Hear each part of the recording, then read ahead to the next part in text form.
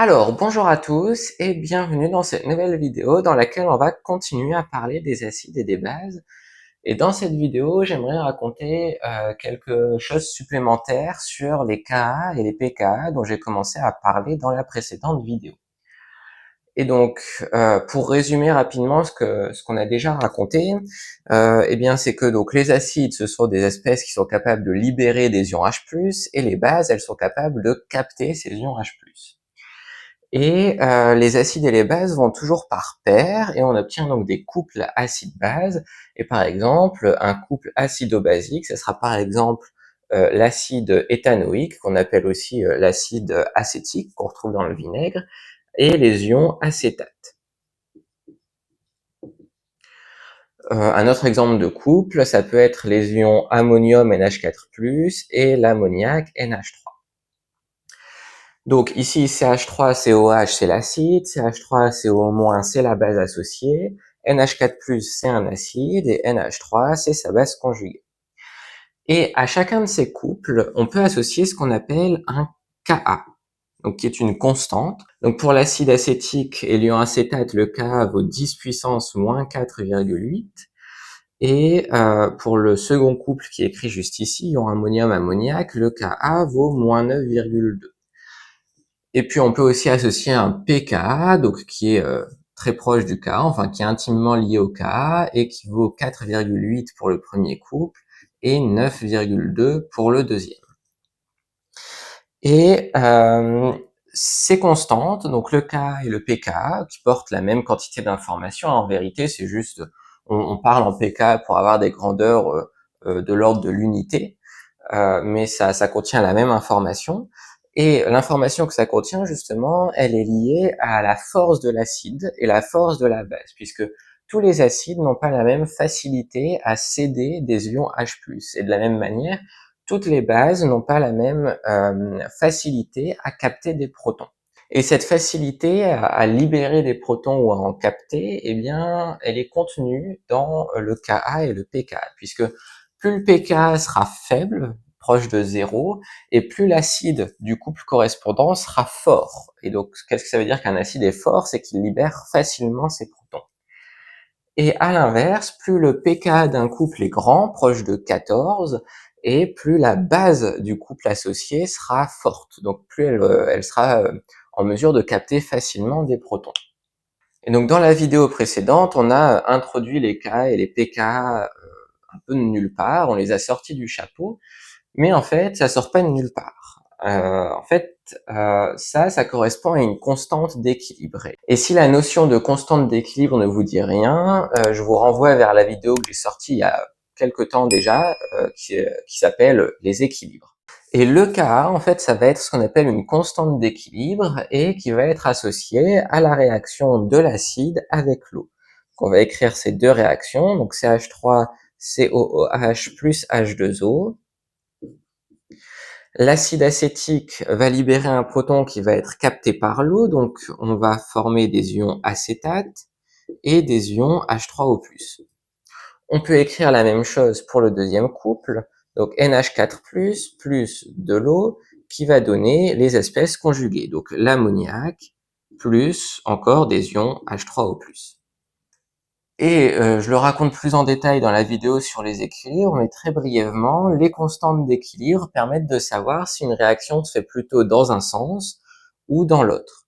Donc plus une constante d'équilibre va être grande, et plus la réaction va se faire de la gauche vers la droite. Donc plus on va former de produits, et plus on va consommer de réactifs. Plus la constante d'équilibre est faible, et moins la réaction va se faire. Donc en fait, il y a très peu de réactifs qui vont être consommés, et donc très peu de produits qui vont être formés. Et les Ka1 et les Ka2, comme toutes les constantes d'équilibre, donc elles ont des valeurs numériques qu'on peut déterminer et trouver grâce à des tables, mais elles ont aussi des expressions littérales. Et là, en l'occurrence, le Ka1, il va s'exprimer donc comme le produit de la concentration en ion H3O+, et de la concentration en ion acétate, divisé par la concentration en acide acétique. Et donc, si vous voulez comprendre d'où sort cette formule, allez voir ma vidéo sur les équilibres. Et donc, ce qui est pratique, c'est qu'à partir de cette expression, on va pouvoir déduire une formule que vous avez certainement vue en cours ou que vous allez voir, et qui est que le pH est égal au pKa plus le logarithme de la concentration de la base sur celle de l'acide. Et ce qui est très pratique puisque ça permet d'établir un lien entre le pH d'une solution, le pKa d'un couple et les concentrations des espèces du couple. Et donc ça, c'est une formule qui peut être très utile dans les exercices. Et donc, avant de terminer cette vidéo, j'aimerais rajouter une dernière chose, c'est que le Ka, donc qui s'appelle la constante d'acidité, je ne sais pas si je l'ai déjà dit ou non, eh bien, c'est la constante d'équilibre associée à l'hydrolyse de l'acide. Donc, hydrolyse, ça veut dire réaction avec l'eau. Donc, hydrolyse de l'acide, ça veut dire réaction entre l'acide et l'eau. Donc, si on s'intéresse, par exemple, à un autre couple, donc prenons au hasard l'acide phosphorique H3PO4 et les ions dihydrogénophosphate H2PO4-, et qu'on se dit, eh bien, on va faire réagir donc H2PO4- plus H2O. Donc là, H2PO4- c'est une base, donc elle va capter un proton qui va venir de l'eau, et on va donc former l'acide phosphorique et des ions HO-. Mais il faut pas aller trop vite en besogne en se disant, bon, bah ça c'est une réaction qui fait intervenir euh, une base et son acide conjugué, donc la constante d'équilibre associée, ça va être Ka3. Alors là, de mémoire, je sais plus combien vaut le Ka. L'acide phosphorique, c'est 2 et quelques, je crois. Enfin, le pK vaut 2 et quelques, mais bon, on n'a pas besoin de la valeur numérique. Il faut pas aller trop vite en besogne et se dire, bon bah voilà, cette réaction, elle a pour constante d'équilibre Ka3.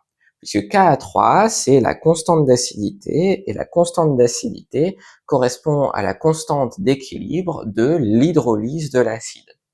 Et là, c'est pas l'hydrolyse de l'acide à laquelle on est en train de s'intéresser, c'est l'hydrolyse de la base. Donc ça correspond pas à la définition du Ka. Donc, attention, cette réaction n'a pas pour constante d'équilibre Ka3. Donc voilà, c'est tout ce que je voulais raconter en plus sur les Ka et les pKa, enfin en tout cas pour le moment. Donc pour expliquer un peu plus d'où ça vient, d'où ça sort, et puis à quoi ça correspond. Donc voilà, ce qui se cache derrière le Ka, c'est l'hydrolyse de l'acide. Et puis aussi le fait que à partir de la définition du Ka, enfin à condition de savoir d'où ça sort, eh bien on peut trouver une formule supplémentaire qui était pH est égal à pKa plus log de base sur acide. On va s'arrêter là pour cette vidéo. J'espère qu'elle vous aura été utile d'une manière ou d'une autre. Si c'est le cas, pensez à laisser un j'aime à la vidéo et à vous abonner à la chaîne. Puis je vous dis à très vite pour une prochaine vidéo.